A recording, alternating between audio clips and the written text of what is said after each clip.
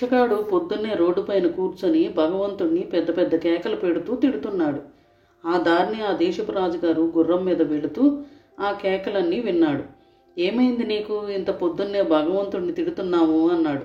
మీకేమిటి మహారాజులు, మిమ్మల్ని భగవంతుడు ఒక రాజుగారి కుమారుడుగా పుట్టించాడు, మీరు చక్కగా మహారాజా అయిపోయారు. నా కర్మ ఇలా ఉంది, ఒక్క రూపాయి కూడా లేని దరిద్రుడిగా పుట్టించాడు చూడండి, దేవుడికి ఎంత పక్షపాతమో అన్నాడు. మహారాజు చిరునవ్వు నవ్వాడు.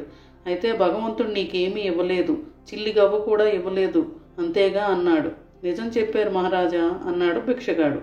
సరే అయితే నీకు 10,000 వరహాలు ఇస్తాను, నీ అరచెయ్యి కోసిస్తావా అన్నాడు రాజుగారు. భలేవారే, అరచెయ్యి లేకపోతే ఎలా అన్నాడు ఆ భిక్షగాడు. సరే, నీ కుడుకాలు మోకాల వరకు కోసుకుంటాను, 1,00,000 వరహాలు ఇస్తాను, ఇస్తావా అన్నాడు రాజుగారు. ఎంత మాట, ఆ గాయం మానడానికి ఎంతకాలం పడుతుందో ఏమిటో, ఇవ్వను అన్నాడు భిక్షగాడు. అన్నింటినీ కాదంటున్నావు, ఆఖరిగా అడుగుతున్నా, 10 లక్షల వరహాలు ఇస్తాను, నీ నాలుక కోసిస్తావా అన్నాడు రాజుగారు.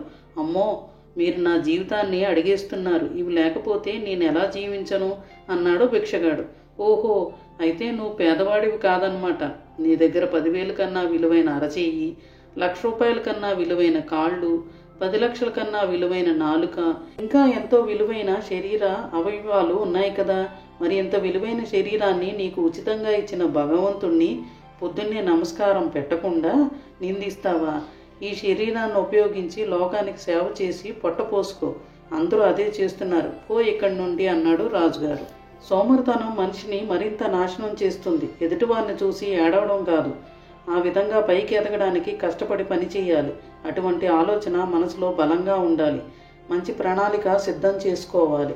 అంతే తప్ప కష్టపడడానికి సిగ్గుపడితే జీవితం నాశనం అవుతుంది. సోమరితనం మనిషిని మరింత చెడ్డ వ్యక్తిగా మారుస్తుంది. జీవితంలో గొప్ప వ్యక్తిగా ఎదగడానికి కృషి చేయాలి.